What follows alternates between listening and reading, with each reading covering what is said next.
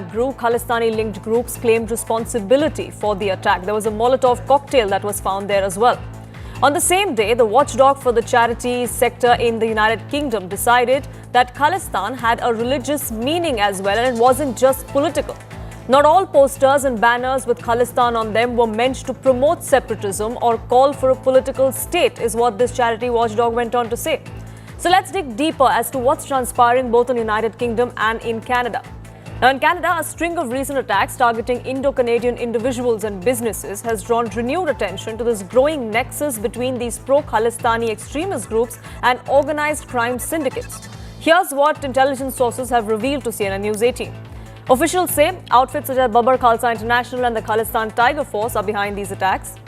These K groups are increasingly relying on gangsters like Lawrence Bishnoi, Goldie Brar and Arshadullah to execute their operations and are using them as proxies.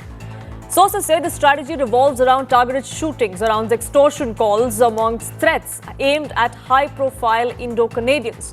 The goal is to establish dominance and spread fear within the community. Their primary intent seems to be to damage property and intimidate targets rather than actually cause fatalities. Now, these Khalistani-linked networks are said to be engaged in extortion, drug smuggling, terror financing, and even real estate investments.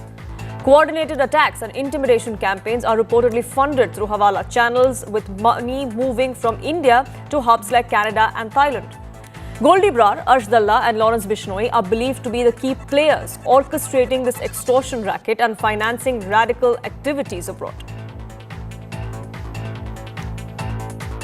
मैं हरी boxer Lawrence Bishnoi gang से ये जो कपिल शर्मा पे पहले और अब ये जो फायरिंग हुई है ये इसलिए हुई है इसने सलमान खान को उद्घाटन पे बुलाया था नेटफ्लिक्स के शो पे और अगली बार जो भी डायरेक्टर प्रोड्यूसर कलाकार इनको सारों को वार्निंग नहीं देंगे अब सीधी AK-47 ही चलेगी इनकी छाती पे और मुंबई में ये वार्निंग है सभी को छोटे मोटे कलाकारों को छोटे मोटे प्रोड्यूसरों को सभी को अब हम मुंबई का माहौल इतना खराब कर देंगे कि तुम लोगों ने सोचा भी नहीं होगा तुम्हारी जिंदगी में ठीक है अगर इसके साथ किसी ने भी काम किया चाहे कोई छोटा मोटा कलाकार हो छोटा मोटा डायरेक्टर प्रोड्यूसर हो हम किसी को भी नहीं छोड़ेंगे हम मार देंगे उसको किसी भी हद तक जाना पड़ेगा हमारे को उसको मारने के लिए हम उसको मार देंगे ठीक है अगर सलमान खान के साथ किसी ने काम किया तो वो खुद की मौत का जिम्मेदार खुद होगा जय श्री राम जय बलकारी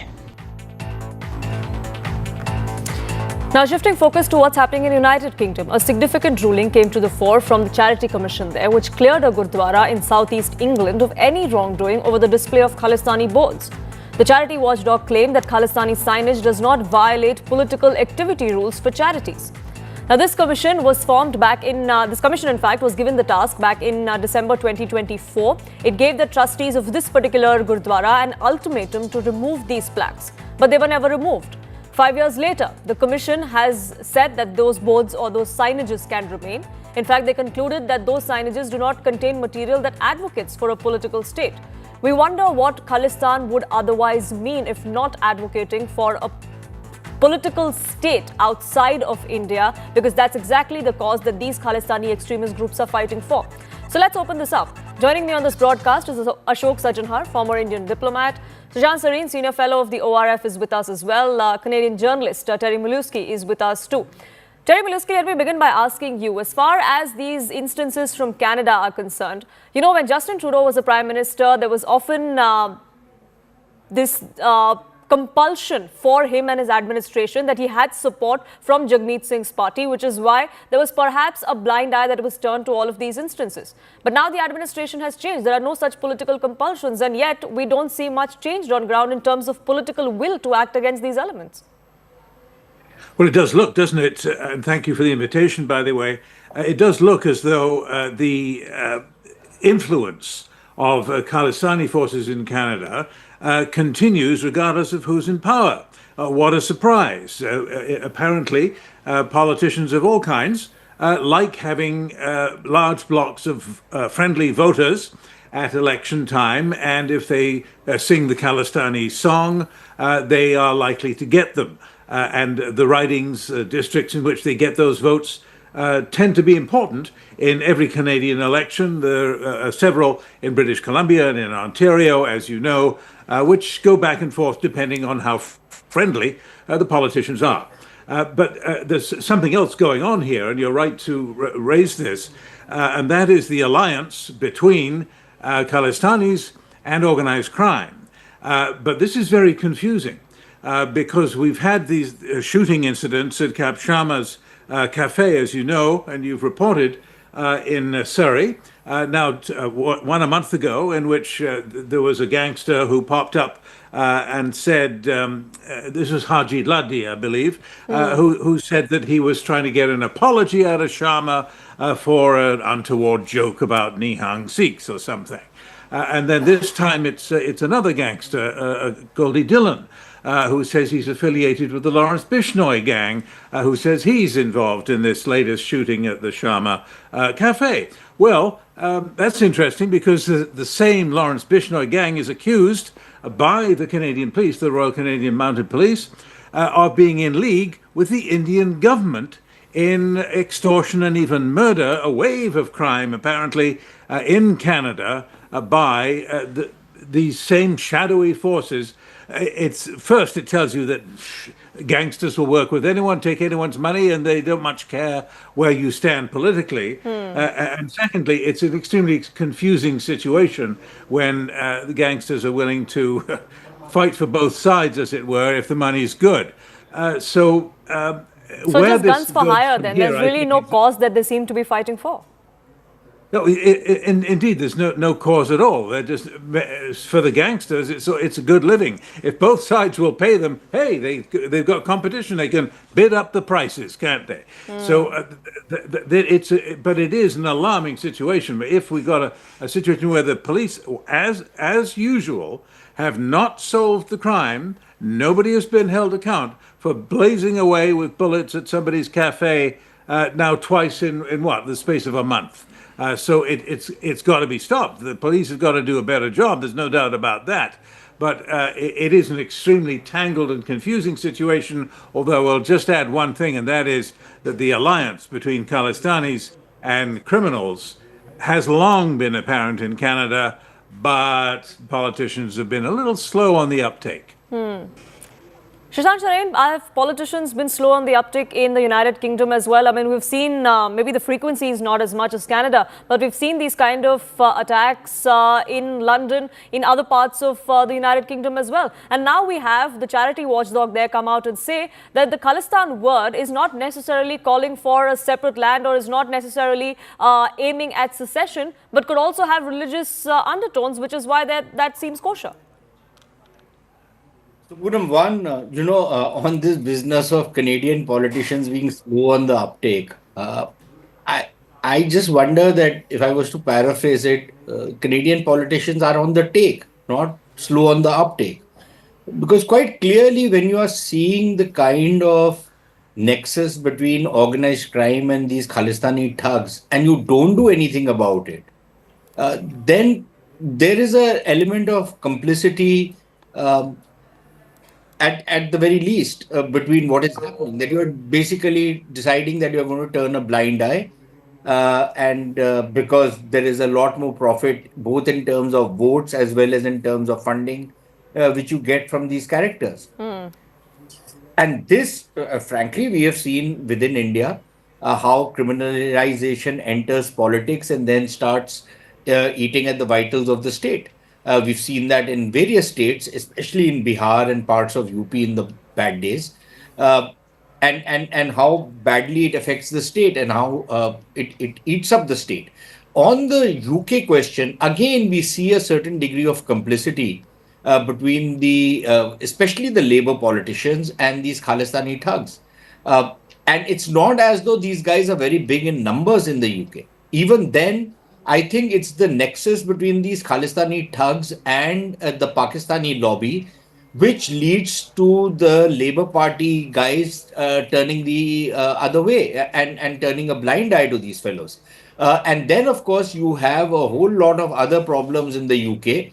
Look, London was supposed to be one of the safest cities in the world. You can't walk in London if you're holding a phone in your hand. Chances are that it will be snatched from your hand. Street crime has gone through the roof, and you have a Pakistani mayor out there who seems to think it's perfectly fine. He has refused to do anything to control the spiraling crime in London, for example, or in other parts of Canada, sorry, the UK. And UK, then yes. this latest report on the Leicester riots, which puts it in perspective of how the entire UK media and the Islamist lobby in the UK lied about what happened. And then on top of that, when you have a charity commissioner who does not know his front side from his back on what Khalistan stands for, the connotation of Khalistan in traditional Sikhism, the word Khalistan has never been used. The word Khalistan does not exist in traditional Sikh philosophy, ideology. You call it whatever you want to call it. This word does not exist. I don't know. Maybe the charity commissioner in the UK or the charity commission in the UK has come up with some new connotation. And again, why I feel that there is something more sinister to it is because the UK has a history of getting into these kind of definitional things to stir up trouble in other countries.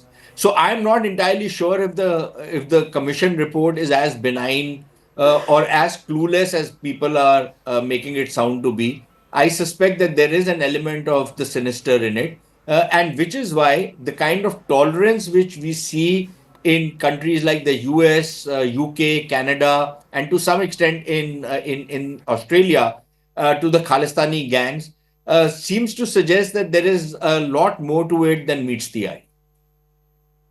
And if that is the case, if there is more than meets the eye, then Ashok Sajjanar, how do we deal with it? I mean, these problems are not new. We've seen this happening for years together. It's been a major problem with Canada in the sense that the relationship between India and Canada has also gone down a few notches because of how they handled it. And now we see something similar happening with the United Kingdom as well. How does India deal with this then? Yeah, thank you very much, Poonam. You're very right. I think these is serious developments that are taking place. You're right. As far as Canada is concerned, we never expected when, in September 2023, what Mr. Trudeau had done. But now we have a change of dispensation there. And I think that dispensation appears to be more positively inclined towards normalizing relations with India. So I think we need to take it up, directly and very strongly. Because basically the point that we've been making to the Canadian authorities has been that, the fact that you're turning a blind eye to all this that has been going on, that is having negative repercussions as far as your own society is concerned, as far as your own economy is concerned. So it's not something that you need to do for India, you need to do it for yourself. So, and I think this is the point that really needs to be made to the people there. There might be this nexus. We've seen that as far as the political hold of the NDP is concerned on, whether it was Justin Trudeau or now on Mark Carney, that doesn't continue to be at the moment.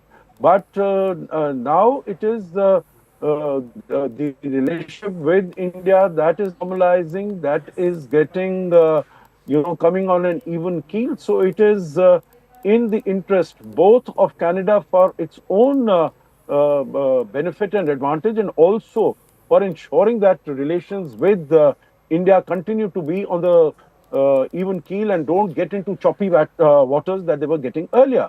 As far as the United States is concerned, I would tend to agree with Sushant, because, under the current circumstances, and surely, the people who are in such positions of power and authority, like the commissioner there, they would have access to a large number of, guidance and advice that they can seek from people who know about these things more. So ignorance is not an excuse that I would provide that, that it is being done of ignorance. There is definitely And this commission took 5 something, years to do this.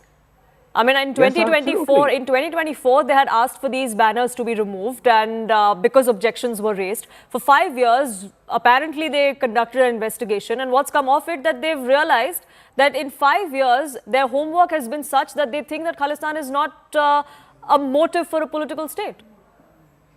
And you know what is, again, as far as the United Kingdom is concerned, Poonam, is that there is a change of government there also. Now, we might say, that this is the way in which Labour has behaved. But I think Keir Starmer, the manner in which he has conducted himself, that is very different from what Labour was doing earlier, what Jeremy Corbyn was, conducting himself in terms of winning, at least in the initial stages. That is why we have been able to take our relationship to that higher level. There was all this apprehension and wariness that if Labour comes to power, there are going to be big problems and issues, particularly as far as FTA is concerned. And I think there has been, Keir Starmer has put his energy behind it, and we've been able to get a decent deal, mutually beneficial deal. So we would expect that there would be on issues of this concern also to India, that cognizance would be taken, and decisive action would be taken to curb these activities of Khalistanis that have been going rampant in the United Kingdom. Terry Miluski, there was some sort of signaling from Mark Carney when he came to power that he would want to mend ties with India. There were certain comments that he made, and if you take them at face value, you would wonder that he would also put his money where his mouth is. But clearly that hasn't happened. It's all been talk, really, and no action. Well, not entirely. I'll disagree with you a little bit, because I mean, both sides have now come up with new high commissioners, diplomatically at least. The relationship between Canada and India it's not completely dead. It's coming back to life. No, I mean in the context of the Khalistani issue and where that took the ties between the two countries. Indeed, although Mark Carney, he's not the police chief in Surrey, and it's not really plausible for him to just sort of flip a switch and have all the police forces take a different attitude and do a better job of fighting criminality in the pro-Khalistan community, and in which there's a very long history, which predates even Justin Trudeau. I mean, if you go back to the Kanishka bombing of 1985, I won't go on about it, but suffice to say that the police did a terrible job, wherever in Canada they were, of they had these people under surveillance for months before the bombing and still didn't figure out what was going on. And then after, they completely botched the attempt to deliver some sort of justice to the victims' families. So this goes back a long way, all the way to Brian Mulroney's government, and that isn't going to change overnight, because there's a cultural problem which always comes up, where most politicians don't understand what is the Khalistan movement anyway. They don't speak the language. Those police officers who are hired from the Punjabi diaspora in Canada are often under a lot of pressure not to go along with attempts to clean up the cities.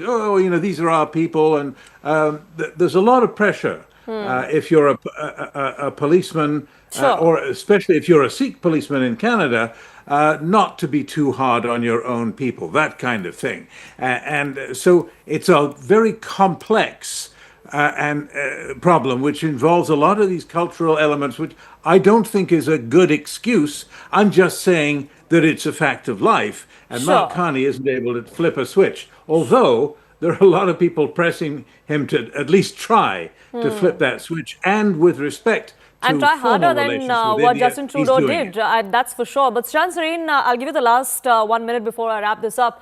If this is a problem that we've encountered with countries like Canada, especially for decades together, and in the recent past with the United Kingdom, is there really a solution then? No, the solution is only that these countries implement their own laws. They apply their own laws. And if they were to apply their own laws, everything would fall in place.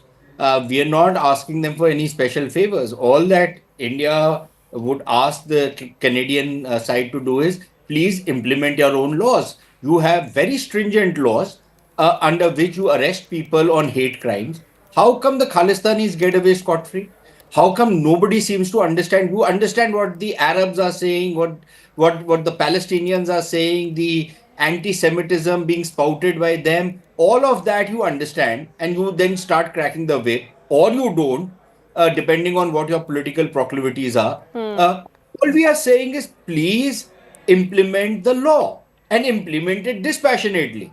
And the grouse I have against the authorities in Canada is that they are having a kind of a two, if not a three-tier policing. And I don't see how that serves the Canadian cause and how that serves Canada, which otherwise has the reputation of being an extremely decent place for people to live in and work in, right? It has a very nice, tolerant society. And yet, that tolerance has been taken to a ridiculous level whereby you are not ready to implement your own laws, either because you feel that you will be accused of some kind of racism, or it is because you think that there are parts of members of the community and you don't want to take on them. And on top of that, you hire people with a very, very, very dubious record, people with criminal cases against them as police chiefs in different provinces from the Khalistani Thug community,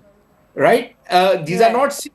I don't call Khalistani Sikhs. They have nothing to do with Sikhism. They don't know the first goddamn thing about Sikhism, right? And yet you hire these people despite their criminal antecedents, and you proudly parade them around as though that's some kind of cultural assimilation which you have brought about in Canada, little realizing that you are shooting yourself in the foot, if not in the head. He's not wrong. But hopefully things will change. I mean, that's really the hope. Steps are being taken diplomatically as well by India with both these countries to ensure that such instances don't repeat. And when they do, that strict action is taken, that promises are delivered and not just made verbally. But I have to leave it there. I thank you, gentlemen, for joining us here on this edition of Brass Tacks. Shifting focus now to politics back home here in India and the fight between Rahul Gandhi and the Election Commission.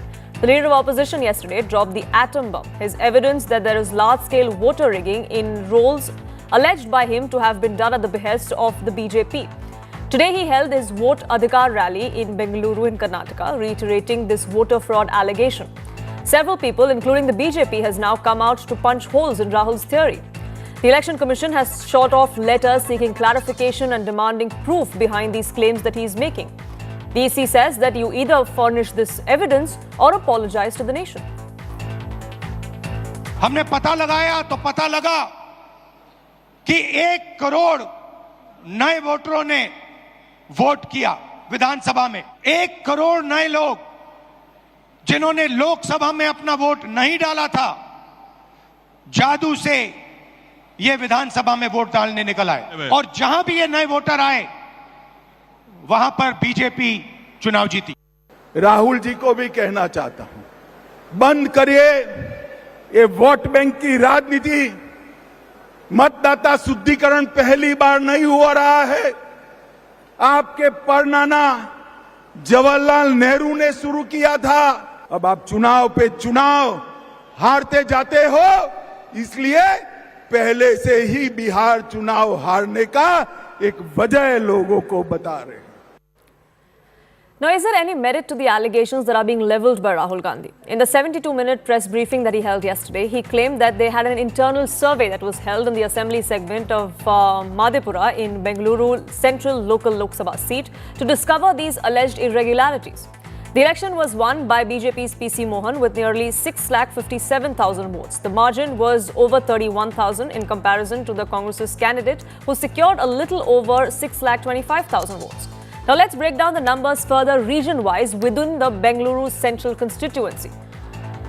Sarvanagar, in the constituency of that, the Congress secured nearly 1,40,000 votes. Their vote share was about 67%. The BJP had a vote share of about 31%.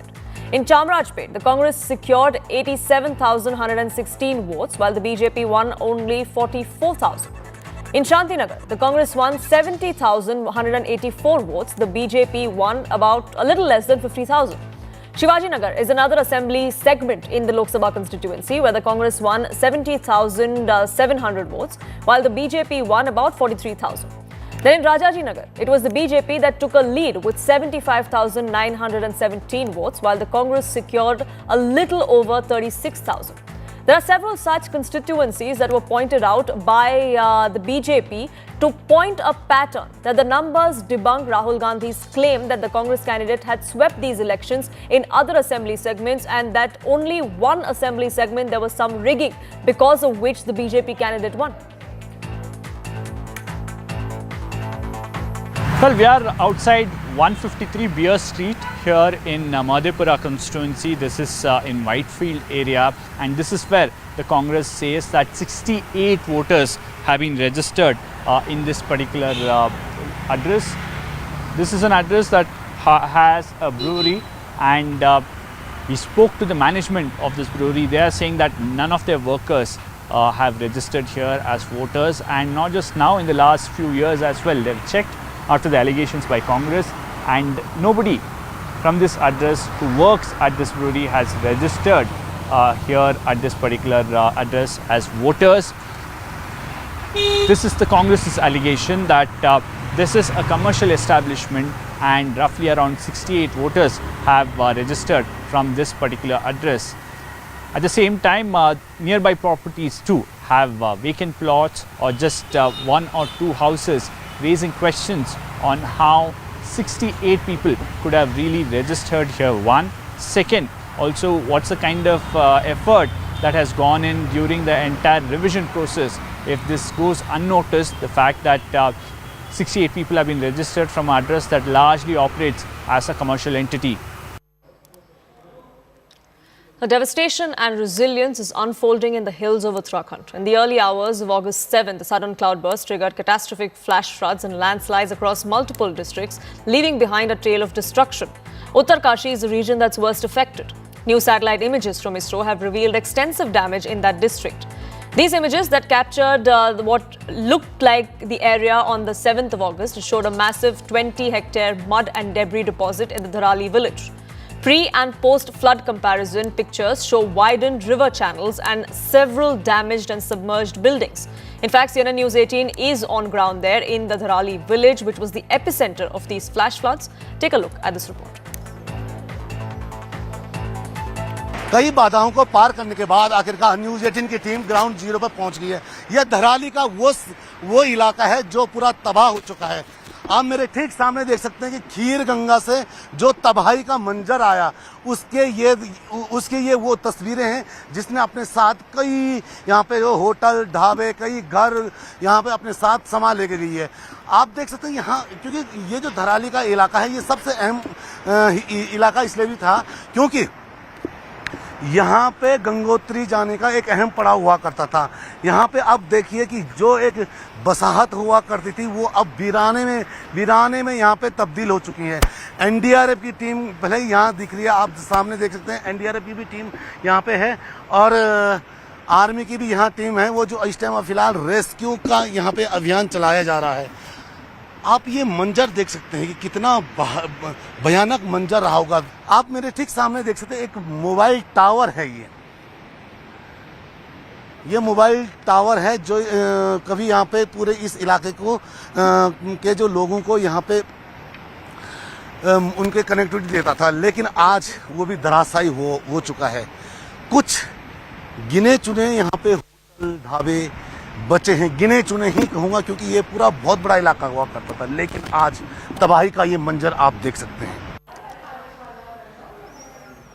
Moving on now, actor Huma Qureshi's cousin Asif Qureshi was fatally stabbed during a heated parking dispute in southeast Delhi. CCTV footage, which has now gone viral, shows a group of people in a lane as the dispute between Asif and the other party broke. This happened about 11 p.m. yesterday. Asif is a meat supplier for local restaurants. He's been in previous altercations with these two accused. Now, both of them are in custody, but it has raised several questions about a bigger menace that we might be dealing with. There are several reports that have come to the fore of what exactly transpired between these accused and the victim there, but the family of Asif Qureshi has come out and said that it was a completely unprovoked attack on him. that he was stabbed. Unfortunately, he wasn't taken to the hospital in time and he did succumb to his injuries. But like I said, this has brought the focus back to what exactly has happened. Not just in Delhi or not just in the National Capital Region, but in the recent past, we've seen several such instances that have come to the fore where we've seen parking disputes turn fatal. So why exactly does this happen and what is the solution for it? Let's open this up. Ashutosh Srivastav, lawyer of the Supreme Court, joins us. Jayanti Datta, psychologist, will be joining us as well. I believe Jayanti Datta is also with us. But Ashutosh Srivastav, let me begin by asking you, this kind of parking disputes turning into attacks, turning into fatalities seems to be on the rise. Yes. Is that because the law isn't deterring enough? I think it is the intolerance of some of the people who take the laws in their hands and they don't understand. And with the kind of ego and, taking the laws in their own hands and fighting, and they feel that whoever overpowers can, make a decision or can park the vehicle. I think these kind of, even the road rages or even such kind of, the parking issues where people are losing their mind and they are not understanding the laws of the land. The law is though very strict. If you consider this particular case, we know that the FIR has been registered under section 103 of BNS, which is actually punishment for murder. And here, if it is proven, the accused can be punished even for death penalty or maybe life imprisonment. So the offense becomes very, very serious. So I think there has to be a proper education of these kind of people. They should be made aware of when they take laws in their hands, how wrong it can go. And just because of a small petty issue of a parking, just imagine, they will have to spend, years and years behind the bars. So I think there has to be some tolerance, there has to be humanity, there has to be some understanding among the people that they are into a society. It is a human society and they should understand how to behave and, for such small issues, they are being, escalated to such an extent that even innocent people are, made to die and the killings have taken place for small little issues. So according to me, I think the laws are strict, obviously, and not only, attempt to murder, but there have been instances of FIR which have been registered for, the road rash and, rash driving and death due to negligence. And many such instances have taken place in different cities of our country. So it is high time that people should understand and they should, have some level of tolerance and understanding. For these kind of matters which are not even, as we see in many of the different countries, how they behave in such a situation. So, yes, so they actually cooperate with each other in such kind of, situation when it arises too. And even I think when somebody is parking in front of your house or something, there can be a way of telling the person, what happens that people become violent and it turns into a different level of, misunderstanding and arguments. And we can see that the two accused who are very young, 18 years, 19 years old, and they have been arrested and they will have to spend rest of their lives behind the bar if they are proven guilty. However, we know that there is a, the post-mortem report which is to come, which will further clarify as to how the death took place. And then the police... Sure, but the fact that he was being stabbed is caught on camera. So, I mean, yes, there is enough proof of what exactly transpired at about 11 p.m. yesterday. But this does talk about a bigger menace, a bigger problem, Jayanti Datta, also, isn't it? Because, up until a couple of years ago, we used to hear of these parking fights, assaults over parking, only in the National Capital Region or in some parts of northern India. But that's not the case anymore. We see it across the country. It seems like it's like a national pandemic or national endemic. I think the problem is, the empathy is totally lost. The fear for punishment is not there because there isn't any deterrent punishment. Delhi is not new to the road rage, right? But parking and this kind of killing, which is very unfortunate. These are the youngsters, who are most of the time overwhelmed with the grandiose, delusional component in their emotions, and they feel that they can get away with anything. कुछ करके दिखाना है. We are bigger than you. How dare you say no to us? This is what is happening. And with just this kind of altercation for a small parking, and this can cause death to a person, I think we should be ashamed of ourselves. Where is our law? Where is the punishment? And even if you round it up, police is there only to round up after the happenings. But to stop it, I'm driving in Delhi myself for last so many years. Now the traffic is so arrogant and so indisciplined. Even if it is one-way drive, you can see all over Delhi this is happening. They are not abiding by the one-way method at all. You can see there's been accidents also. So here we have happenings like this. People are murdered, they are cut into pieces, kept in the refrigerator. Punishment, we have not seen it yet. Similarly, these kind of parking altercation leading to the death, you have rounded up, fine, congratulations. But when will you be rendering the punishment? There should be quick punishment, and it should be made public so that the rest of the people take it as a deterrent. But punishment is one thing, but that's after the crime. Should there be more preventive measures that are put in place? If we look at how other countries operate as far as their parking goes, or as far as keeping their vehicular movement under a certain limit is concerned, is that something that should also be considered, or is that something that India can't do? The trouble is with the social prejudices. You see, attitude cannot be changed overnight. If you pump in through the media the prejudices, and they run in generations, prejudices never have. If you look into social psychology textbooks, you'll find that the values, prejudices, they run in generations. They don't have any logical background, and it is kind of a thing which gives you a kick. So if somebody is doing it, let me also. It's like mob psyche. So the prejudices, if you have been pumping in through media, through other gatherings, these things will be rising unless and until there is a definite controlling thing. Your values have been altered. There is no punishment for doing any kind of crime anywhere. See it in the schools. Our children are not safe there. They are not safe even in the family. Women are not safe. You've seen Sonam, you've seen Muskan, all these things. But investigation has its own periodicity. I've been a faculty with most of the criminal institutes of the central Delhi, and there is a time limit. You have proven that yes, these are the basic confirmations. You should immediately punish. Where is the punishment for Shraddha murder case? Where is the punishment for Muskan? Where is the punishment for Sonam? How long will you take? I have met criminals from Central Jail Tihar, and they say, ठीक है ना, रोटी मिल जाती है, काम करने की जरूरत नहीं है. Now these youngsters should be punished in a way that it works as a deterrent for the others, not to jump to this kind of a thing and show the act of defiance to the law and kill the person. It's so easy. Killing is very easy in Delhi.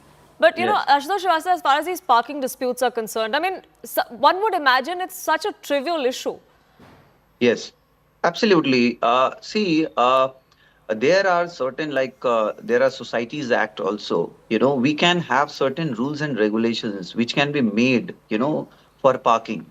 The parking lots should be, painted. There can be designated parking where the owners have to park, where are the common areas where the outsiders can park, as it is happening in many of the different countries we see. And even in our country as well, if you see some of the places, some of the cities, they have adopted, their respective cooperative societies where they make their own bylaws. And the societies, the residential, the cooperative societies, they make rules, regulations, how the parkings have to be, made, where the third parties will park, where outsiders will come, how they will park, where the vendors will come, where they will park. So everything can be made simpler so that there is no dispute which should arise.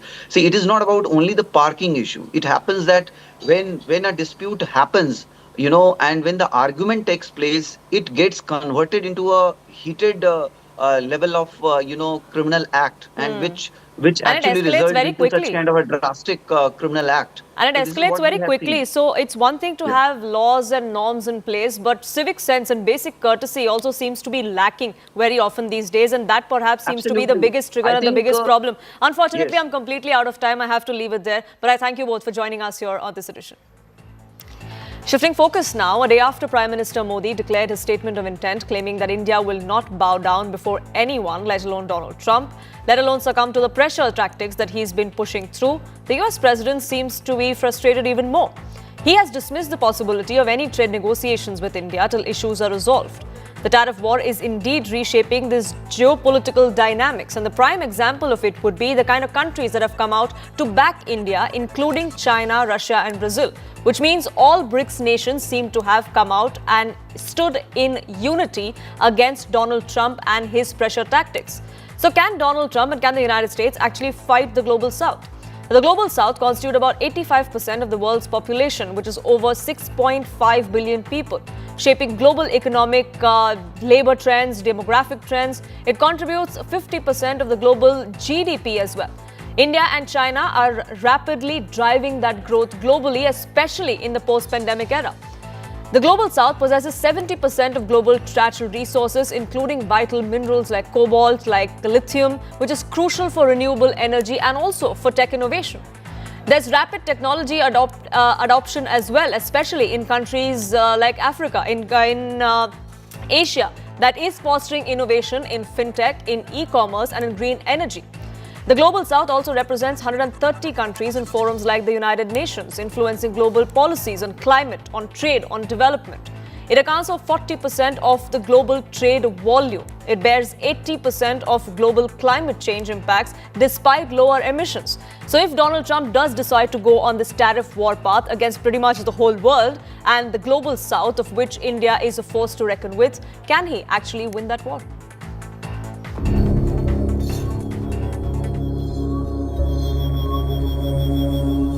Donald Trump has done what no US president before him has.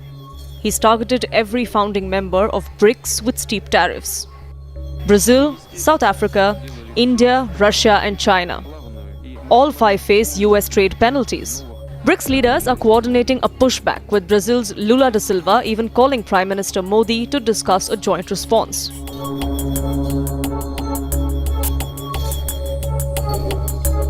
The founding members of BRICS, Brazil, Russia, India, China and South Africa, represent over 40% of the world's population and about a quarter of global GDP. Trump has now hit them all. Brazil faces 50% tariffs on steel, aluminium and agricultural exports to the United States. Russia, comprehensive trade ban since 2022, now expanded to new sectors. India, 50% tariffs on a wide range of goods, citing Russian oil purchases. China faces threats of 100% secondary tariffs over its oil trade with Russia. And South Africa, tariff hikes on metals and chemicals, accusing Pretoria of arming Putin's war machine. For the United States, the message is unity through punishment. For BRICS, it's unity through resistance.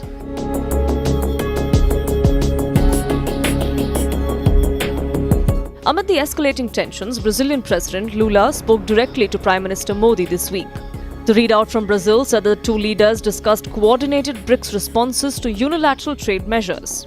India hasn't released details, but officials confirmed the call, also touched on currency cooperation and alternative payment systems to bypass the US dollar.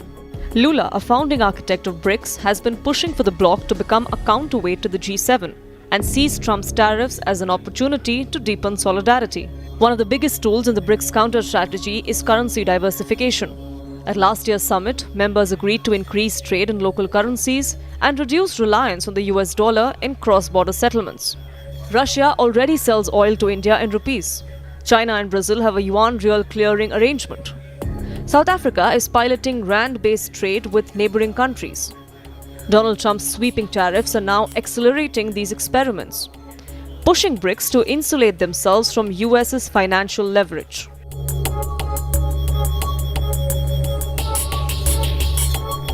China remains the largest economy in BRICS and Washington's main target.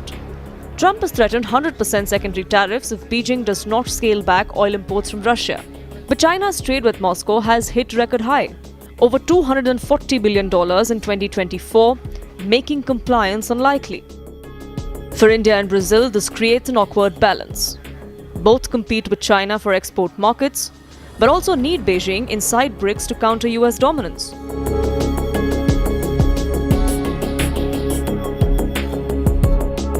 For Russia, US tariffs are nothing new.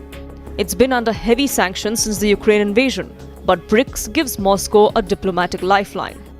Putin has openly called for using BRICS to dismantle the Western monopoly on global economy.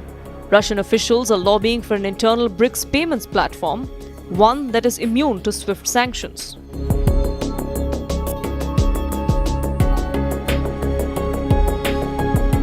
South Africa has faced repeated US allegations of supplying arms to Russia, charges it denies. The latest American tariffs on metals and chemicals are seen in Pretoria as political punishment. South Africa's government has said it will not be coerced into abandoning its non-aligned stance.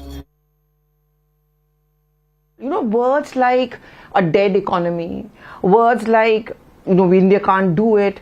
You think that suits the stature of the American president? Is he right about it? No, I think this is a very idiosyncratic negotiating style. Frankly, when you insult another country, it's almost like, how can I put it? It's like a schoolyard bully telling a smaller child, your mother is ugly. It's not meant to be taken literally, but it's meant to sort of demean and belittle the other person, so he goes on the defensive, he feels put upon, and then you can get your way by pushing yourself forward. That's the kind of negotiating style for which Mr. Trump is apparently famous.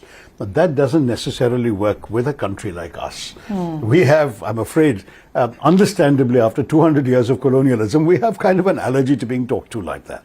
Our self-respect matters to us. So that is one problem that I think Mr. Trump has picked the wrong people to be insulting to.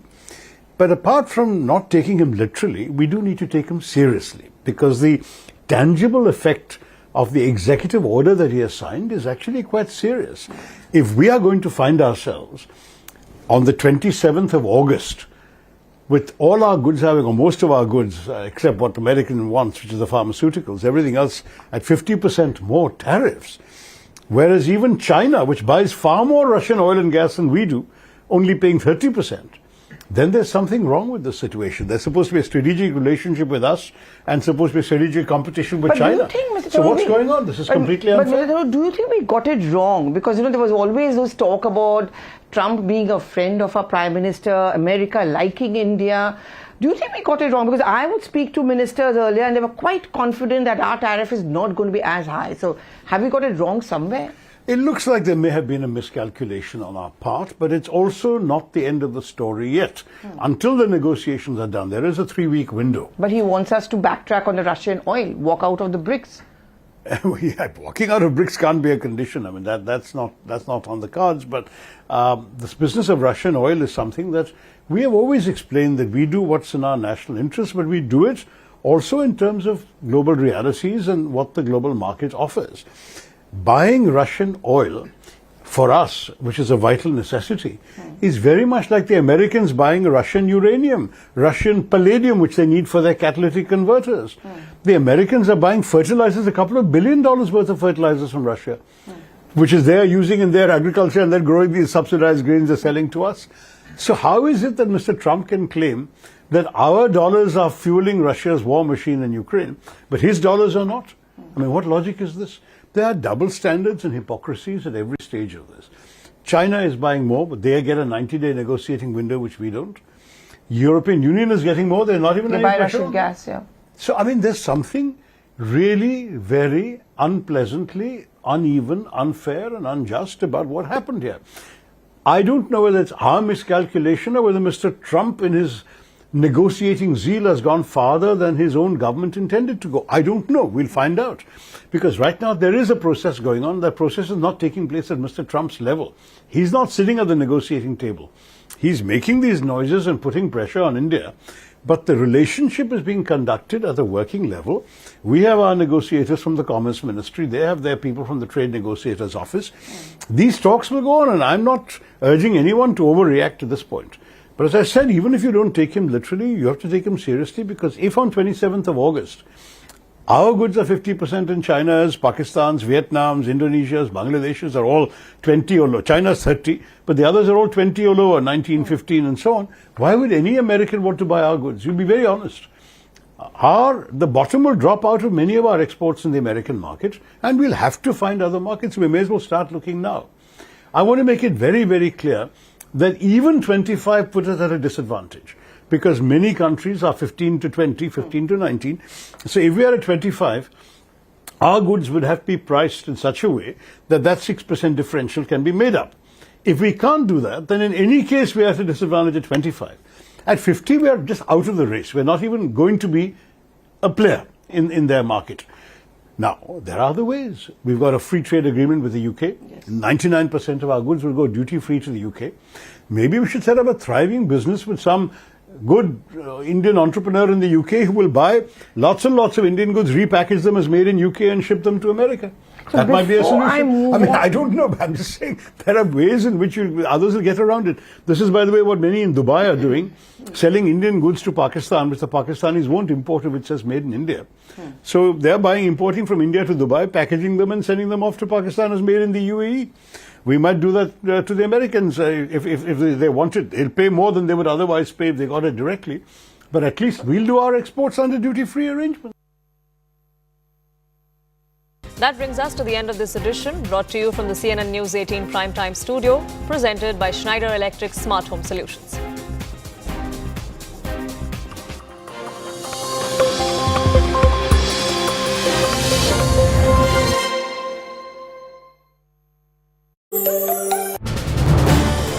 This is News 18 Network.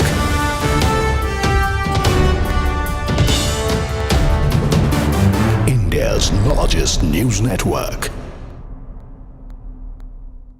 Although the supply chains are not easy to break, it will take some time, but finally this will have an impact of quite substantial amounts on the job creation and other things, and that's what we were expecting in terms of going forward with this kind of bilaterals, and we were hoping that the bilaterals with US goes better than other countries, but currently we are in a situation which is slightly difficult. I'm sure our government will resolve it in some ways with US, which is win-win for both. What would be a win-win? What would be a win-win situation for the stock markets? Let me ask you that directly. And also, foreign institution investors often react swiftly in scenarios like this when there is the expectation of a trade shock.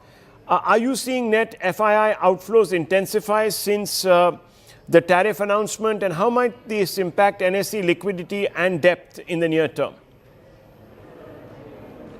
In fact, the FIIs have, or what we call now FPIs, have been particularly sanguine about Indian markets. The outflow post announcement, even from March, April onwards, has not been that great.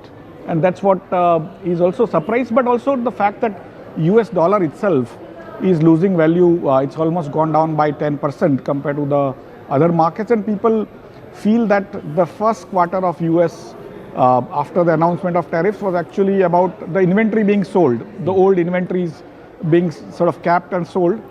The actual inflation will start coming in, hitting US markets probably this quarter onwards, when the new tariffs actually start getting applied to new material which comes into US. And so there are many imponderables, and most people who invest in India invest in high-tech companies, pharmaceuticals and other things, which are actually very, very good in terms of protecting their stuff, but also that services are not even in the play.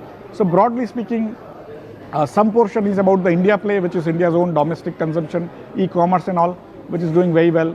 The services are going to actually increase because of the AI and other things in India.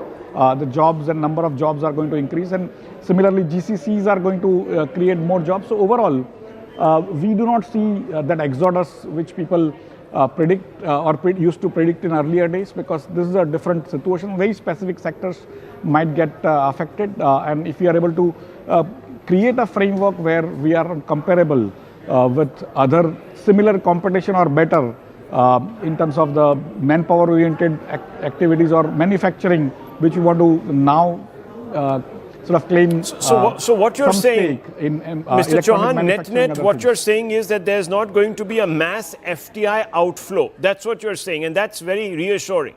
That's what you're saying, right? We have not seen any. Yeah, we have not seen that type of thing. So let me ask you, because you touched upon a win-win deal. So, in your view, what role should India's policy response, whether through counter tariffs, trade diversification, or diplomatic channels, play in restoring market confidence? What are you looking at? Today, we've hit back by saying that, look, we're not going to procure certain defense systems from the United States. What else are you looking at?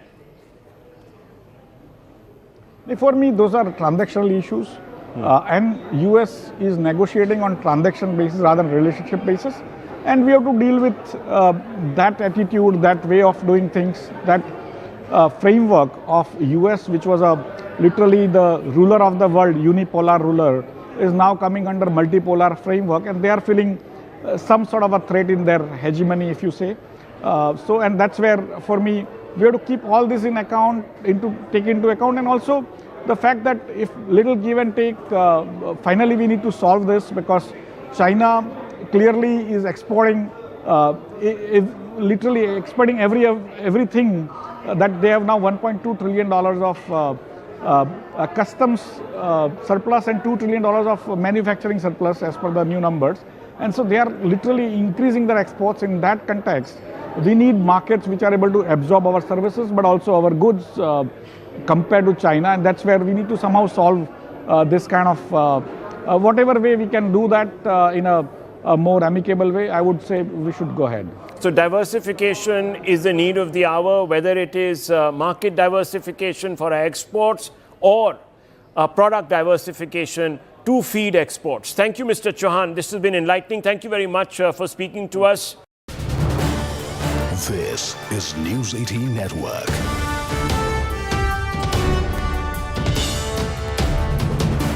India's largest news network.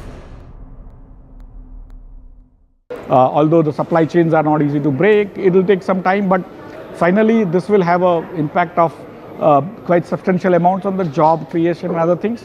And that's what we were expecting in terms of going forward with this kind of bilaterals, and we were hoping that the bilaterals with US goes better than other countries, but currently we are in a situation which is slightly difficult. I'm sure our our government will resolve it in some ways with US, which is win-win for both. What would be a win-win? What would be a win-win situation for the stock markets? Let me ask you that directly. And also, foreign institution investors often react swiftly in scenarios like this, when there is the expectation of a trade shock. Are you seeing net FII outflows intensify since the tariff announcement, and how might this impact NSE liquidity and depth in the near term? In fact, the FIIs have, or what we call now FPIs, have been particularly sanguine about Indian markets. The outflow post announcement, even from March, April onwards, has not been that great.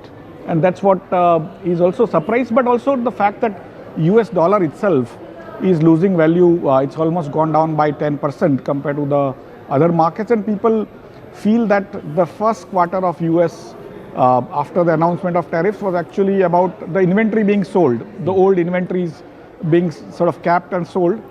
The actual inflation will start coming in, hitting US markets probably this quarter onwards, when the new tariffs actually start getting applied to new material which comes into US. And so there are many imponderables, and most people who invest in India invest in high-tech companies, pharmaceuticals and other things, which are actually very, very good in terms of protecting. CNN News 18 Primetime Studio, presented by Schneider Electric Smart Home Solutions. Viewers, we are live from the CNN News 18 Primetime Studio, presented by Schneider Electric Smart Home Solutions.